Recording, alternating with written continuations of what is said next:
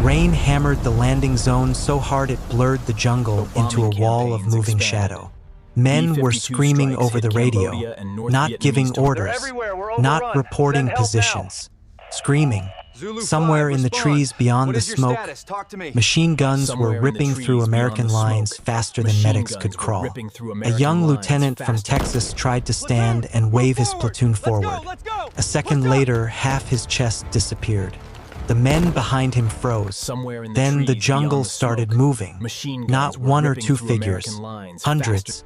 Dark shapes emerging through broken bamboo and artillery smoke. North Vietnamese soldiers charging downhill through explosions that should have stopped them. An American sergeant looked around and realized something terrifying. They were surrounded. The helicopters overhead could not land. The artillery was falling too close. The perimeter was collapsing.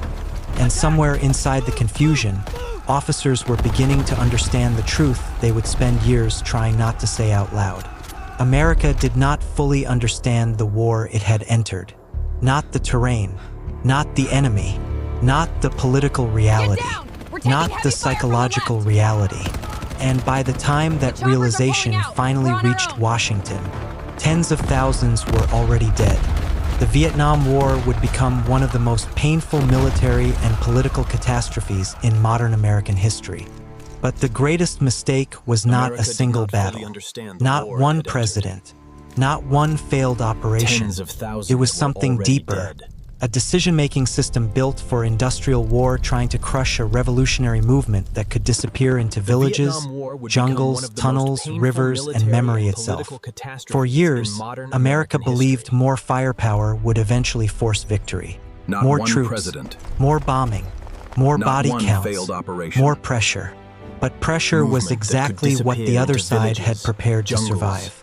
And once the war began consuming young Americans by the thousands, there was no clean way out. This is the story of the Vietnam War mistake America never truly recovered from. And to understand how the most powerful military on earth became trapped in a conflict it could not control, we have to go back to a country already shattered long before the first American combat troops arrived. Vietnam had spent generations fighting outsiders. Long before American helicopters crossed the tree line over Southeast Asia, Vietnam was already carrying centuries of memory. Village remembered Chinese occupation. Families remembered famine. Ancestors remembered French colonial taxes, forced labor, and public humiliation. In the countryside, history was not stored in books. It lived in stories repeated at dinner fires. Grandfathers spoke about foreign soldiers the way Americans spoke about storms, as something that eventually always returned. French colonial rule reshaped the country brutally. Large landowners gained power while peasants struggled beneath debt and inequality. Rice production expanded. Resources flowed outward. Wealth concentrated, but underneath the colonial structure, anger kept growing. Young Vietnamese nationalists watched Europeans rule their homeland while speaking constantly about civilization and order. For many Vietnamese workers and farmers, those words sounded hollow, especially during famine, especially during forced labor, especially while colonial officials lived comfortably beside villages trapped in poverty. Then World War II arrived and shattered what little stability remained. Japanese occupation deepened suffering across Vietnam. Food shortages intensified. Starvation spread. In some northern regions, famine became apocalyptic. Families wandered roads searching for rice. Children died beside fields. Entire villages weakened physically before another war had even begun. The trauma scarred the country, and during that chaos, revolutionary movements gained strength. Among them was the Viet Minh. Led by Ho Chi Minh and shaped by anti-colonial resistance, the movement blended nationalism with communism. That combination mattered enormously, because many peasants did not join simply because of Marxist ideology. Some joined because they wanted land. Some because they wanted independence. Some because they hated colonial authority. Some because the Viet Minh appeared disciplined while governments around them collapsed. And during the Second World War, the global balance of power shifted dramatically. European empires weakened. Anti-colonial movements rose everywhere. Vietnam was part of that tidal wave. When Japan surrendered in 1945, a dangerous political vacuum opened. Hồ Chí Minh declared Vietnamese independence in Hanoi. Crowds filled the streets. Flags waved above exhausted cities. For a brief moment, many Vietnamese believed a new future might finally begin. But France wanted its colony back. Soon the country descended into another war. The First Indochina War became a brutal struggle between French forces and Vietnamese revolutionaries. And once again, ordinary civilians suffered the most. French troops held cities and strongpoints. The Viet Minh spread through rural terrain. Ambushes, sabotage, political organizing, guerrilla warfare. The pattern would later become painfully familiar to Americans. Then came Dien Bien Phu, 1954, a remote valley surrounded by jungle-covered hills. French commanders believed they could lure Vietnamese forces into a conventional battle and crush them through artillery and firepower. Instead, General Vo Nguyen Giap achieved something that stunned military observers around the world. Thousands of Vietnamese laborers dragged artillery pieces through mountains and dense jungle terrain by hand. Entire logistical systems emerged where foreign commanders believed none were possible. French troops inside Dien Bien Phu suddenly found themselves trapped under devastating bombardment. Mud-filled trenches. Supplies failed. Positions collapsed one by one. Some French soldiers fought desperately in underground bunkers while artillery shook the valley day and night. The psychological pressure became unbearable. Then, disease, isolation, constant shell fire, and slowly, French control disintegrated. When Dien Bien Phu finally fell, the defeat echoed across the entire world. A colonial empire had been humiliated by a revolutionary movement many outsiders underestimated. That moment mattered deeply because it convinced countless Vietnamese fighters that even powerful foreign armies could eventually be exhausted. The Geneva Accords temporarily divided Vietnam at the 17th parallel. And slowly, North Vietnam French under Ho Chi Minh, South Vietnam under an anti-communist government backed increasingly by the United States. The division was supposed to be temporary. Elections were discussed. Reunification remained unresolved. But Cold War pressure hardened the separation, and millions of Vietnamese suddenly found themselves trapped between competing systems. In the North, communist restructuring transformed society. Land reform campaigns spread fear and upheaval. Political control tightened. In the South, President Ngo Dinh Diem attempted to consolidate power while suppressing communist influence. But the South carried enormous instability, religious tensions, Corruption, political favoritism, rural distrust. Many peasants felt disconnected from Saigon. That gap became strategically catastrophic because wars like Vietnam are not won only through military strength. They are won through legitimacy, and legitimacy in the countryside remained fragile. American advisors arriving during the late 1950s and early 1960s often misunderstood how deep these fractures already were. Washington viewed South Vietnam as a frontline state in the Cold War. But inside Vietnamese villages, survival mattered more than ideology. Farmers wanted security. Families wanted stability. Parents wanted their children alive. Instead, violence kept spreading. The Viet Cong expanded insurgent operations in the south. Assassinations, village infiltration, political intimidation, guerrilla attacks. South Vietnamese forces responded harshly, sometimes effectively, sometimes disastrously, and civilians stood in the middle. Every night carried uncertainty. A village chief supporting Saigon could disappear before sunrise. A family accused of helping insurgents might be beaten or arrested. A patrol entering the wrong hamlet could trigger bloodshed that echoed for generations. Fear became part of daily life long before large-scale American combat deployment. and the terrain itself favored the insurgency. Vietnam was not simply jungle. It was a patchwork of river deltas, dense forests, mountain corridors, hidden trails, swamps, villages, rice paddies, and urban districts. Every region created different military problems. The Mekong Delta swallowed movement in water and mud. The Central Highlands created isolation and vulnerability. The jungles near Laos and Cambodia concealed supply routes impossible to fully eliminate. Then there was the Ho Chi Minh Trail. Not one road, a vast, evolving logistical network running through difficult terrain. Supplies moved constantly. Men marched at night. Bicycles carried ammunition. Porters crossed mountains under bombing campaigns that never completely stopped the flow.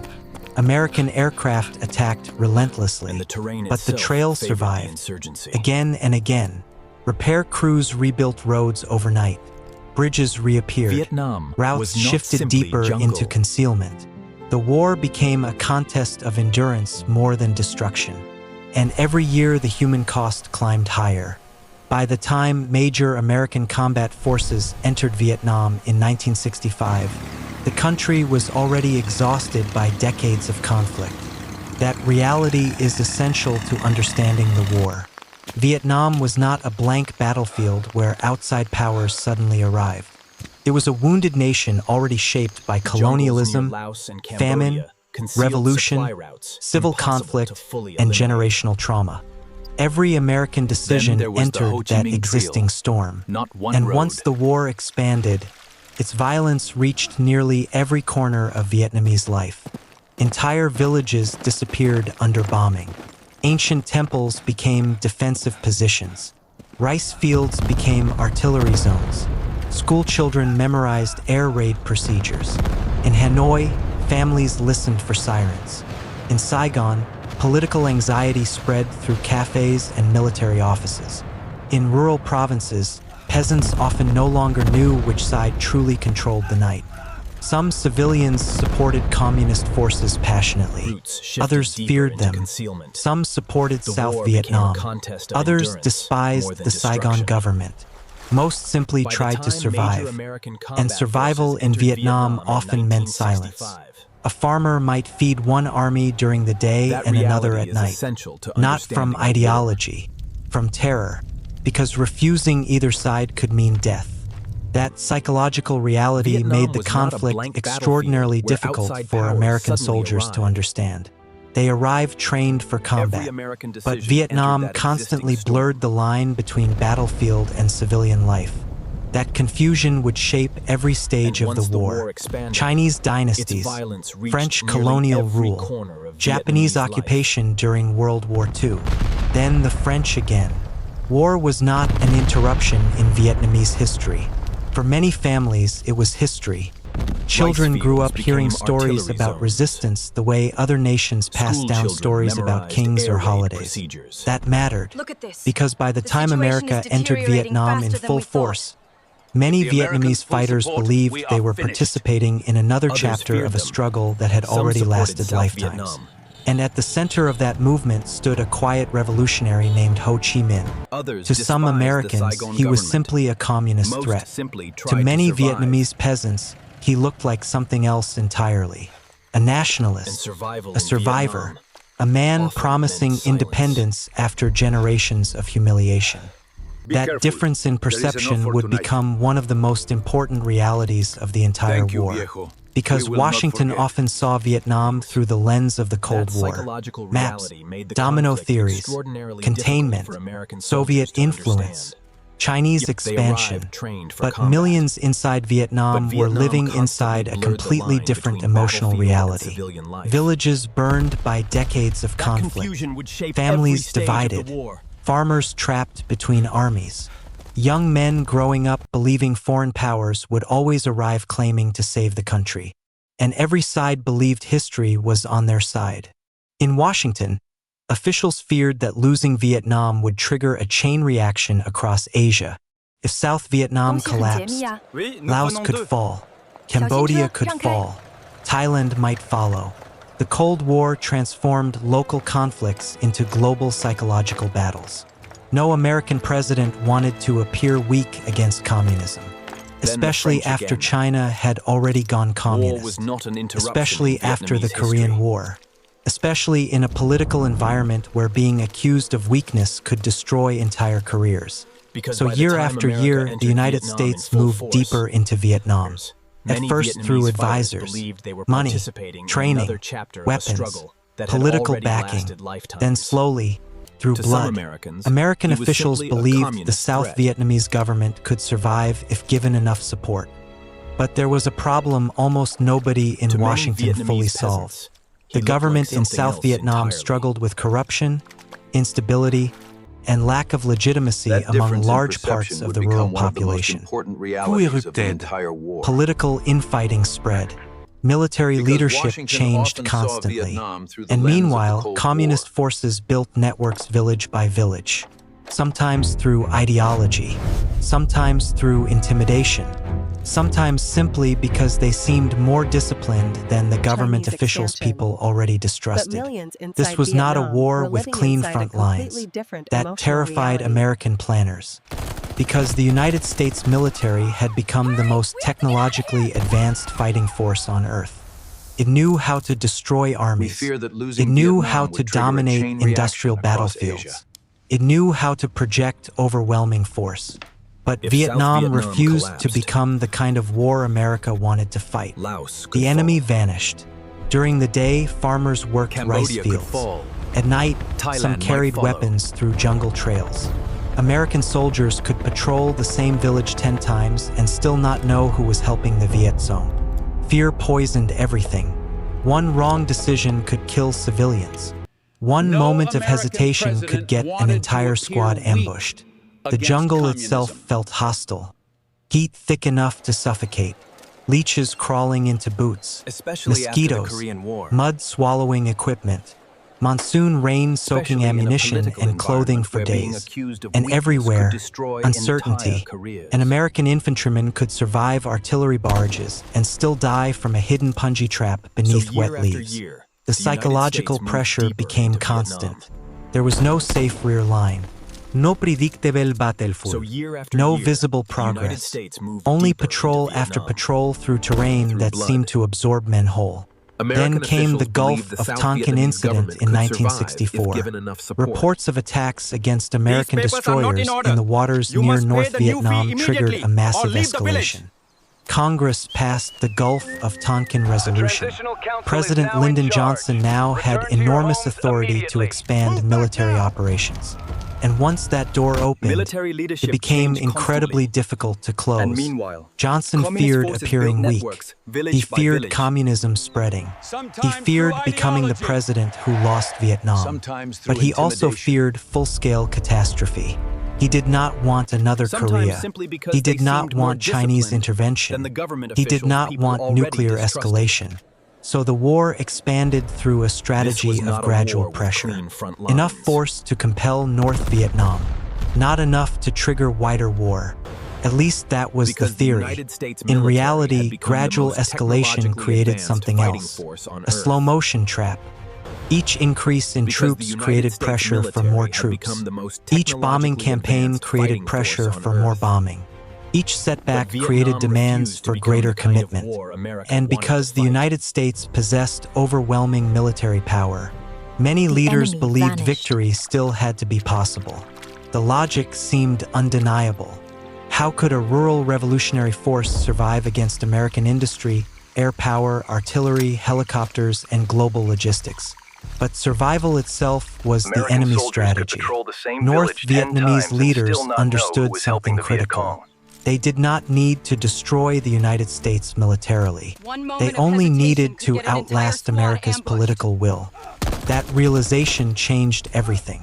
General Vo Nguyen Giap understood the mathematics of endurance. Every American casualty mattered politically. Every televised funeral mattered emotionally. Every year of stalemate mattered strategically. And so the war became a brutal contest between industrial power and psychological endurance. Then the helicopters came in greater numbers.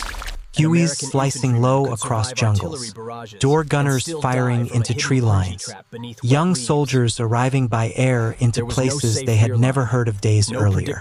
For many Americans, Vietnam became a war of sudden violence. 1 minute silence, Then the came the next Gulf minute of Tonkin chaos. incident in A patrol would 1964. move through thick vegetation for hours, hearing nothing except insects and boots crushing wet leaves. Then one rifle shot, and suddenly the jungle exploded. Machine guns, mortars, screams, men dropping without seeing who fired. Officers trying to organize defensive positions while maps became useless inside dense terrain. Some units fought enemies they never clearly saw. That uncertainty exhausted people psychologically. Fear became physical. Men stopped sleeping properly. They smoked constantly. They stared into darkness, waiting for movement. And the enemy studied American habits carefully. How long patrols stayed in one area. How helicopters approached landing zones. How artillery responses worked. Vietnam became a war of adaptation.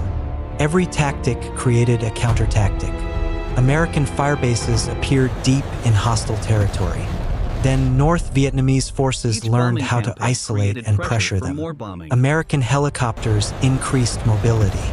So communist fighters moved through tunnel systems and hidden jungle routes. Bombing campaigns intensified. The enemy dispersed deeper. The war kept expanding without producing decisive results. Then came Ia Drang in 1965, one of the first major clashes between American forces and the North Vietnamese army. The battle began with helicopters descending into landing zone X-ray. American soldiers stepped into elephant grass taller than their shoulders. At first, the area seemed almost quiet. Then reports started coming through. Enemy movement, large numbers, closer than expected, too close. Within hours, American troops found themselves under intense assault from multiple directions. North Vietnamese soldiers moved aggressively through the terrain, willing to absorb enormous casualties to close distance and neutralize American artillery and air support. The battlefield became fragmented, small groups fighting isolated fights, commanders losing visibility, wounded men lying in grass calling for medics who could barely move under fire. One American officer later described seeing soldiers firing almost point-blank into charging enemy formations. The air smelled like wet dirt, smoke, blood, and burned vegetation. Helicopters landed under fire. Some lifted out wounded. Some brought in more ammunition. Some never made it safely away. For moments at a time, it looked like the American line might collapse completely. Then massive firepower pushed the attackers back. Napalm strikes, artillery barrages, air attacks shaking the ground. By the end, both sides claimed lessons from the battle. American commanders believed technology and mobility had proven decisive. North Vietnamese commanders reached another conclusion. Stay close. Fight aggressively. Make American firepower harder to use. Absorb losses. Continue. The war was evolving, and both sides were preparing for something far larger. But the war was no longer staying inside Vietnam. Back in America, television brought the war into living rooms in ways previous conflicts never had. Night after night, viewers saw helicopters, burning villages, wounded teenagers, body bags, frightened civilians. The distance between battlefield and home front collapsed. At first, many Americans trusted official optimism. Military leaders spoke about progress. Enemy body counts increased. Operations expanded. Victory seemed measurable. But soldiers returning home often described something very different. No front lines, no clear objectives, no sense the war was ending, and slowly confidence began eroding. Meanwhile, inside Vietnam, the suffering kept spreading. Villages caught between sides faced impossible choices. Support the government and risk communist retaliation. Support communist forces and risk American bombing or South Vietnamese raids. try to stay neutral and risk punishment from everyone. Families learned to survive by silence. Children grew up hearing artillery in the distance almost every night. Farmers planted rice not knowing whether the fields would still exist weeks later. Entire regions became psychologically exhausted. Yet Washington continued measuring progress through statistics. Body counts. Sorties flown. Tons of bombs dropped. Enemy killed. But numbers could not measure political legitimacy. They could not measure fear. They could not measure resilience. And they definitely could not measure whether ordinary Vietnamese civilians believed America truly understood their country. Then came Operation Rolling Thunder, a massive bombing campaign against North Vietnam. American leaders believed sustained aerial pressure could force Hanoi to negotiate or reduce support for insurgent operations. Instead, North Vietnam adapted. Roads were repaired overnight. Supplies moved through jungle routes. Bridges destroyed from the air reappeared through improvised engineering and sheer labor. Bombing inflicted devastation, but it did not break political will. That shocked many American planners. Because the United States had spent decades believing industrial destruction could compel strategic outcomes. In Vietnam, the equation kept failing, and every failure created pressure for escalation. More troops arrived. Young Americans drafted from small towns, inner cities, farms, universities. Many were barely old enough to drink. Some believed they were defending freedom. Some felt trapped by the draft. Some barely understood where Vietnam was before deployment. Then suddenly they were carrying rifles through jungle valleys while friends died beside them. Combat transformed people quickly. A 19-year-old private could age emotionally within weeks. Men learned to distinguish incoming mortar sounds from outgoing artillery. They learned the smell of rot in humid heat. They learned how fear traveled silently through a squad. Sometimes the worst moments came before battle. Waiting, listening to helicopters disappear into darkness, hearing distant gunfire, wondering if the next patrol would trigger another ambush. Then the silence would break, always suddenly. An explosion beneath a vehicle, a sniper round, tripwired grenades, and afterward came the terrible confusion. Who fired? Where? How many? In Vietnam, seconds mattered. Hesitation killed. Overreaction killed. That constant tension damaged people psychologically. Drug use increased. Discipline problems spread. Trust eroded. Some soldiers stopped believing official claims about progress. Because every hill captured often had to be captured again later. Every operation declared successful seemed followed by another operation in the same territory. The war began feeling endless, and the enemy understood that feeling had strategic value. North Vietnamese and Viet Cong forces accepted casualty levels that would have shattered many conventional armies. American commanders repeatedly inflicted devastating losses, but the fighting continued. That persistence created a horrifying realization. The United States could win tactical battles repeatedly without moving closer to strategic victory.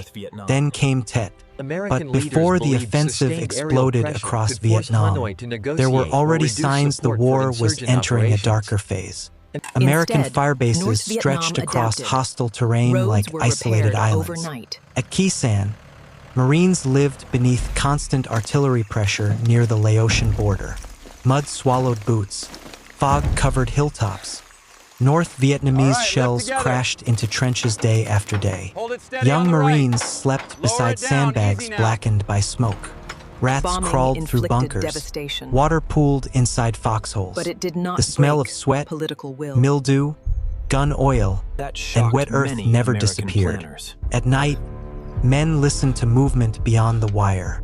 Sometimes they heard voices, sometimes bamboo snapping in darkness, sometimes nothing at all. That was often worse. American commanders feared Khe Sanh could become another Dien Bien Phu. The comparison haunted military planners. because Vietnamese forces had already destroyed one major foreign army in remote jungle terrain before. Now history seemed to be circling back again. B-52 bombers ruara tubayat karing devastating pailuats. Entire hills shook beneath American bombardment. But even after enormous airstrikes, North Vietnamese troops kept probing defensive lines. The psychological message was clear. They were not going away. And while attention focused on Khe Sanh, North Vietnamese planners prepared something far larger. Tet was not just a military offensive. It was psychological warfare on a national scale. 10 meters per second. Communist forces spent months infiltrating weapons into cities. Rifles hidden beneath rice shipments. Mortars concealed in funeral carts. Explosives moved through civilian neighborhoods. Some fighters entered urban centers disguised as laborers or students. The plan depended on surprise. And on one terrifying night in January 1968, surprise arrived everywhere at once. Saigon woke to explosions. Hue erupted in gunfire. Provincial capitals came under attack. American compounds suddenly found themselves fighting for survival. In the American embassy compound, gunfire echoed through the darkness as attackers breached the perimeter. For several chaotic hours, the symbolic heart of American power in South Vietnam looked vulnerable. Television cameras captured the shot. That mattered enormously because wars are fought not only on battlefields, they are fought inside belief. And suddenly millions of Americans watching at home began asking a devastating question. If the enemy could strike like this, was the war ever truly under control? In Hue, the battle descended into one of the most brutal urban fights of the entire conflict. Ancient imperial walls became combat zones. Machine guns fired from temples. Snipers hid inside shattered buildings. Rain mixed with smoke above narrow streets filled with rubble. American Marines moved house to house using M16 rifles, flamethrowers, grenades, and recoilless rifles. Sometimes entire walls were blasted open because entering through doors meant death. North Vietnamese troops fought with extraordinary determination. Many understood escape was unlikely. Still, they held positions room by room. The fighting became unbelievably intimate. Men killing each other from opposite sides of staircases. A Marine would clear one room, then hear movement behind him from a hole blasted through another wall. Corpsmen dragged wounded soldiers through debris while bullets snapped overhead. Civilians hid underground listening to buildings collapse above them.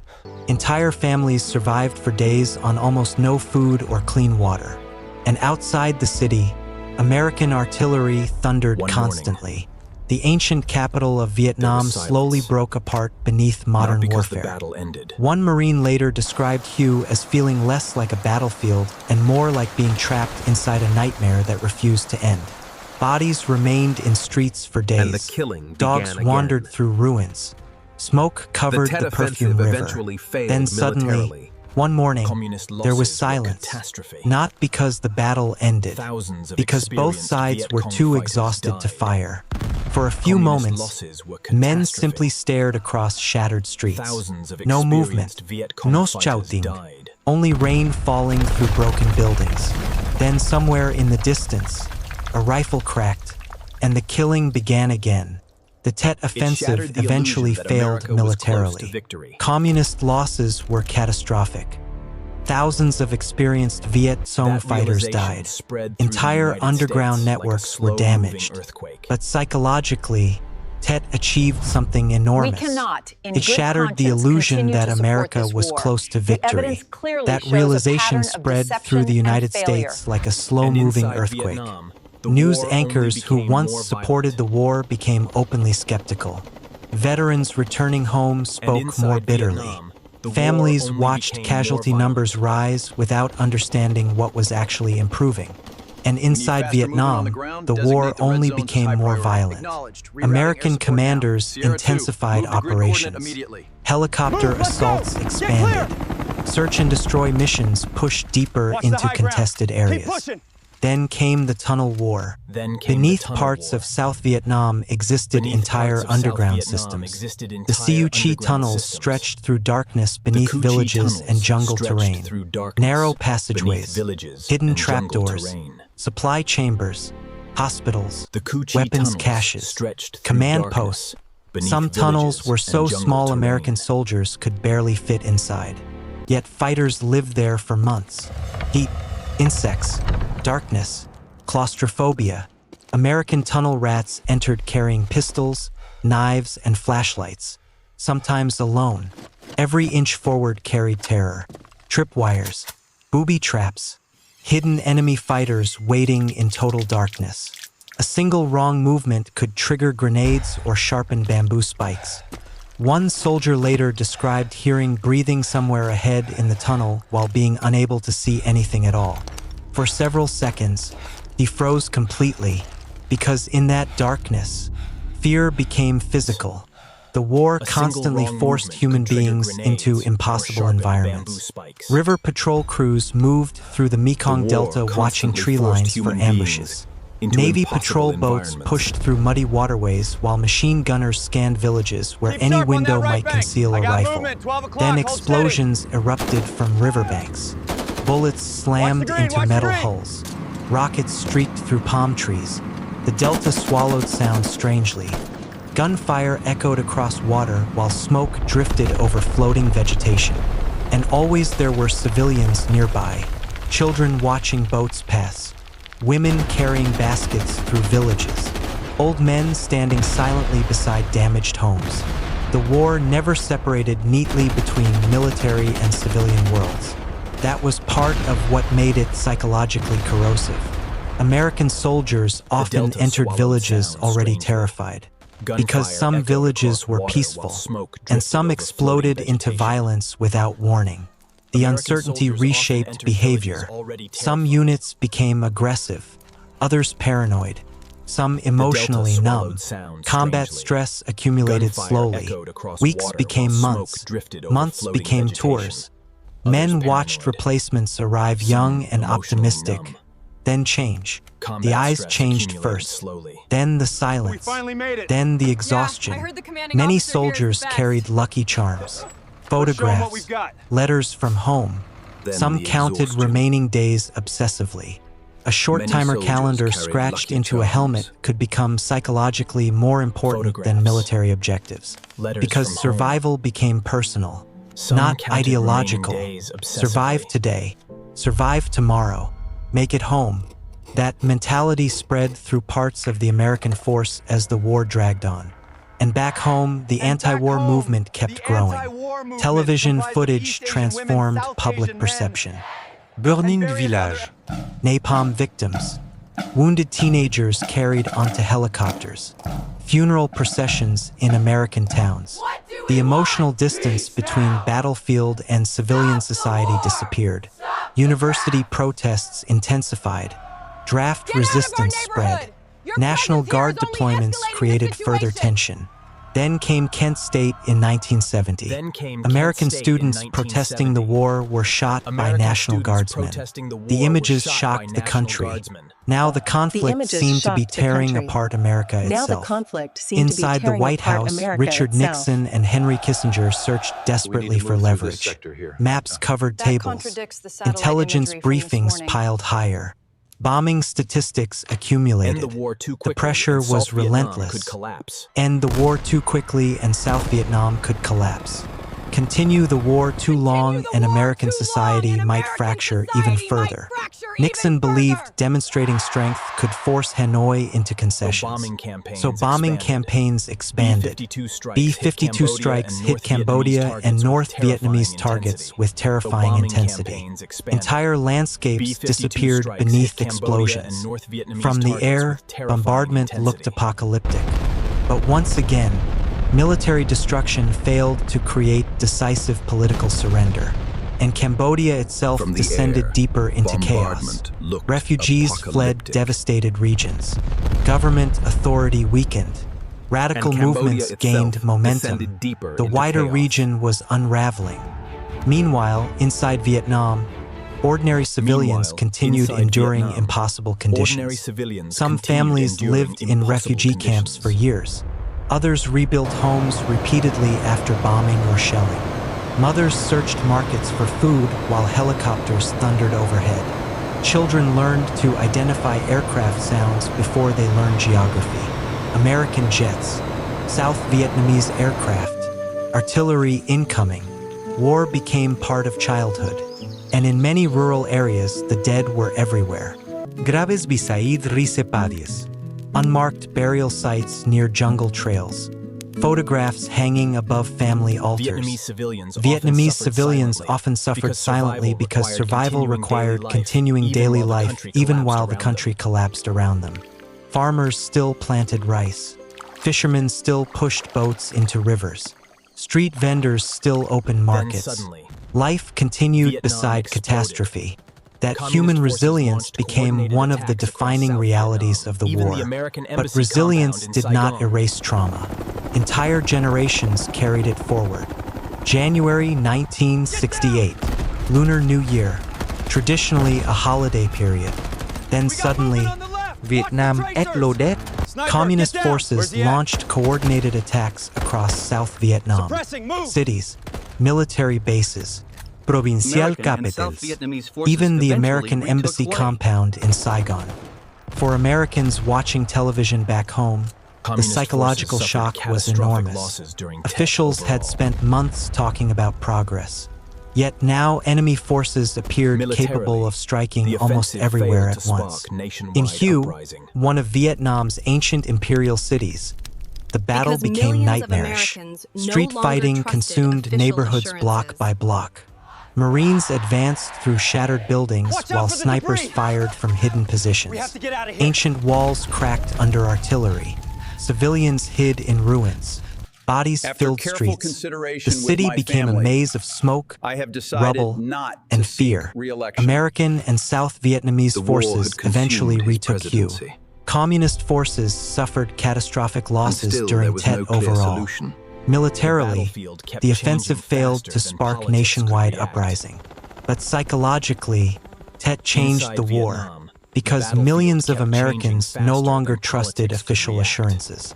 If victory was near, why did the war suddenly look so uncontrollable? Soldiers on all sides Television kept dying, footage while intensified politicians the searched emotional for strategies collapse. that might finally Gunfire force inside momentum. cities, executions in streets, civilians running through destruction. The war no longer felt distant, felt endless. President Johnson reportedly looked at growing opposition and understood the political ground beneath him was collapsing. Soon after, he announced he would not seek re-election. The war had consumed his presidency, and still there was no clear solution. And while Washington searched for strategy, the battlefield kept changing faster than politics could react. Inside Vietnam, soldiers on all sides kept dying while politicians searched for strategies that might finally force momentum. Then came one of the darkest truths of the war. The pressure to produce results sometimes corrupted morality itself. Body counts became metrics. Search and destroy operations intensified. Distinctions between civilian and combatant blurred inside fear, exhaustion, and rage. And in places like My Lai, the war descended into atrocity. American soldiers entered villages under enormous psychological strain and committed mass murder against civilians. Women, children, old men. The massacre horrified the world once details emerged. But beyond the horror itself, My Lai exposed something deeper. Wars without clear front lines can slowly erode moral boundaries, especially when fear becomes permanent, especially when soldiers stop believing they can identify the enemy, especially when frustration replaces clarity. Not every American soldier committed crimes. Many tried desperately to protect civilians. Many carried trauma for the rest of their lives after witnessing suffering. But Vietnam placed enormous psychological pressure on ordinary human beings. And sometimes that pressure exploded catastrophically. Then suddenly, for a few seconds, there was silence. Not peace, just exhaustion. Helicopters resting on muddy ground. smoke drifting over broken trees, young men staring into nothing. One Marine sat beside a destroyed wall cleaning dirt from a photograph of his family. Around him, artillery still echoed in the distance. But for a moment, he looked completely disconnected from the war, as if his mind had already gone home while his body remained trapped in Vietnam. That emotional fracture spread across an entire generation. Back in the United States, protests intensified. College campuses erupted. Families argued at dinner tables. Veterans returned home to a country increasingly divided over the meaning of the war. Some Americans viewed protesters as betraying soldiers. Others believed the war itself was betraying those soldiers. The conflict tore through American society psychologically. And while politicians debated strategy, men continued dying in jungles thousands of miles away. Richard Nixon entered office promising peace with honor. But ending the war proved brutally complicated. American withdrawal risked collapse in South Vietnam. Yet continuing the war deepened domestic outrage. So Nixon pursued Vietnamization. The strategy aimed to strengthen South Vietnamese forces while gradually reducing American ground involvement. At the same time, the war expanded into Cambodia and Laos through bombing campaigns and operations targeting communist supply networks. The conflict spread geographically even while America searched for an exit. And inside Cambodia, another catastrophe was forming. Destabilization, bombing, civil war, and political collapse created conditions that later helped the Khmer Rouge rise to power. The war's consequences were now spilling across borders. Meanwhile, American soldiers continued fighting under increasingly difficult emotional conditions. Morale problems worsened in some units. Men counted days remaining in deployment more than territory gained. Trust between officers and enlisted men sometimes deteriorated. Combat fatigue became constant, and still the jungle kept swallowing people. Night patrols, river ambushes, minefields, mortar attacks. No decisive breakthrough. No final victory, only attrition. The North Vietnamese leadership understood the political clock mattered more than battlefield losses. If they could continue fighting, America eventually might leave. And slowly, that prediction became reality. Peace negotiations dragged on. Bombing intensified again. Then negotiations resumed. Each side tried to gain leverage while ordinary people kept suffering. Then came another brutal image. The Easter Offensive of 1972. North Vietnamese conventional forces launched massive attacks using tanks, artillery, and coordinated assaults. The war was changing again. South Vietnamese forces fought desperately in places like An Loc and Con Tum. American air power helped blunt the offensive. For a moment, it seemed South Vietnam might stabilize. Some officials believed Vietnamization had finally proven successful. But underneath the battlefield outcomes remained deeper structural problems. Corruption, Political fragility, dependence on American support, and in the United States, patience had largely collapsed. Years of casualties, years of televised violence, years without clear victory. The political will sustaining the war was evaporating. Then finally, in 1973, the Paris Peace Accords were signed. American combat forces withdrew. For many Americans, the war seemed over. But inside Vietnam, it was not over at all. North and South Vietnamese forces remained armed. Tension remained everywhere, and everyone understood the peace was fragile. Then the final collapse came faster than many expected. In 1975, North Vietnamese forces launched major offensives across the South. This time, American ground troops were gone. South Vietnamese defenses began breaking apart. Some units fought fiercely, others collapsed under pressure. Refugees flooded roads. Military convoys jammed highways. Civilians abandoned homes carrying whatever they could hold. Fear spread faster than the advancing armies. And once panic began, coordination disintegrated. Entire regions unraveled. Then came Saigon. April 1975. Helicopters lifting people from rooftops. Crowds pressing against embassy gates. Desperate families trying to escape. American personnel destroying documents while the city closed around them. The images became permanent scars in the American imagination. Not just because of military defeat, because of what the war had cost. More than 58,000 American dead. Millions of Vietnamese dead. Entire landscapes devastated. Generations traumatized. Political trust shattered. And the question still lingered. What exactly had all of it achieved? For veterans returning home, the war often did not end when deployment ended. Many carried psychological wounds for decades. Nightmares, addiction, isolation, guilt, anger. Some felt abandoned. Some felt misunderstood. Some could never fully explain what Vietnam had done to them. And America itself changed.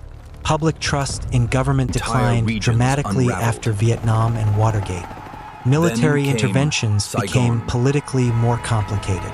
The idea that overwhelming firepower alone could reshape another society no longer seemed unquestionable. Vietnam forced America to confront painful limits. Limits of military power, limits of political control, limits of technological superiority, because the greatest mistake was not simply entering the war. It was misunderstanding the kind of war being fought. Washington often treated Vietnam like a conventional geopolitical contest that could be managed through escalation, pressure, and attrition.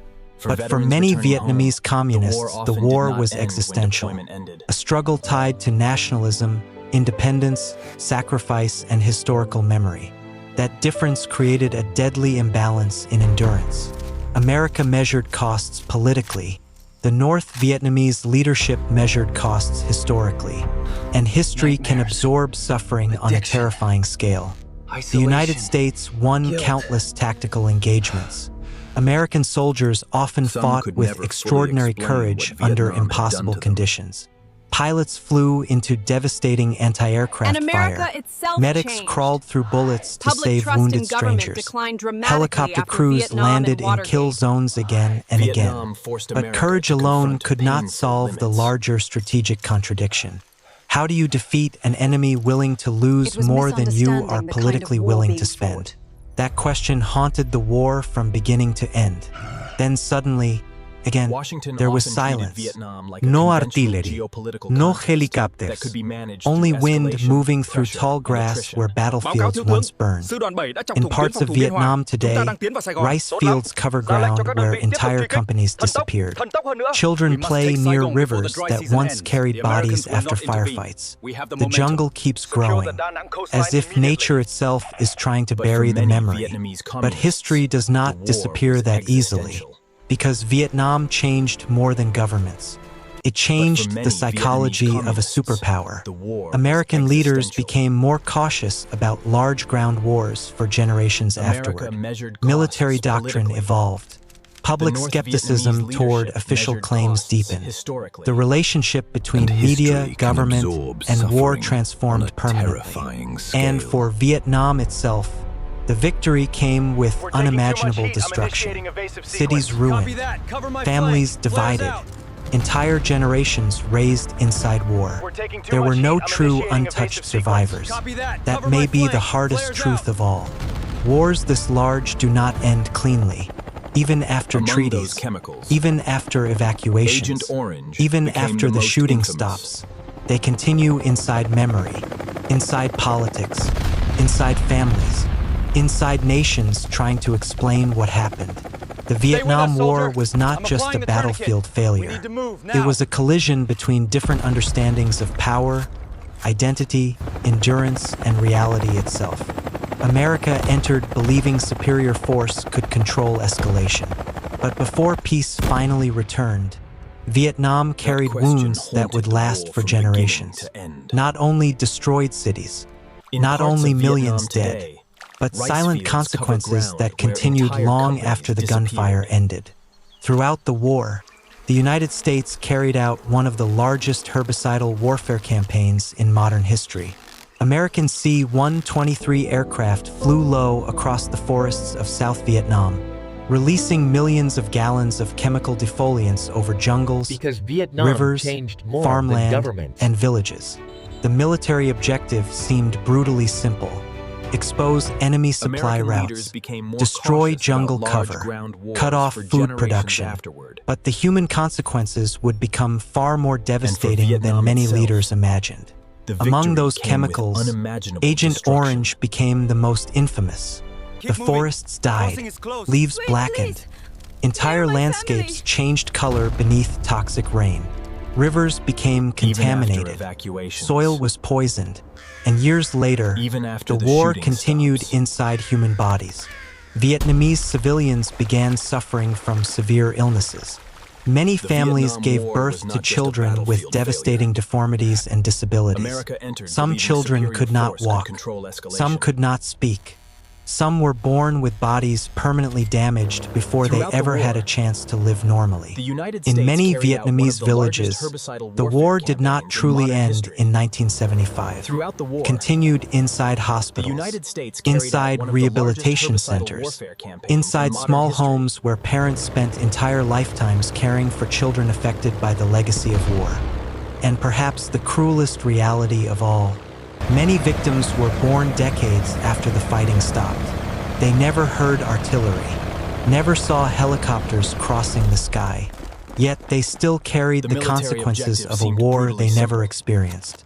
That is one of the darkest truths about war. Its destruction does not always end when the shooting stops. And the pain did not belong only to Vietnam. Many American veterans returned home carrying invisible wounds. Some suffered from trauma for the rest of their lives. Some could not sleep without reliving the jungle. Some believed they too had been affected by chemical exposure. The war consumed an entire generation on both sides. And perhaps because Vietnam understood the cost of war so deeply, its path after 1975 slowly turned toward something different: reconstruction, peace, cooperation. Today, Vietnam seeks friendship and partnership with nations around the world, including the United States. Two countries once locked in one of the most painful conflicts of the 20th century now cooperate in trade, education, diplomacy, technology, and regional stability, not because history has been forgotten, but because both nations understand too well what endless war truly costs.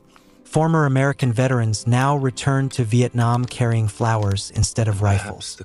Many Vietnamese veterans choose reconciliation over hatred, because the people who survive war often understand peace more deeply than anyone else.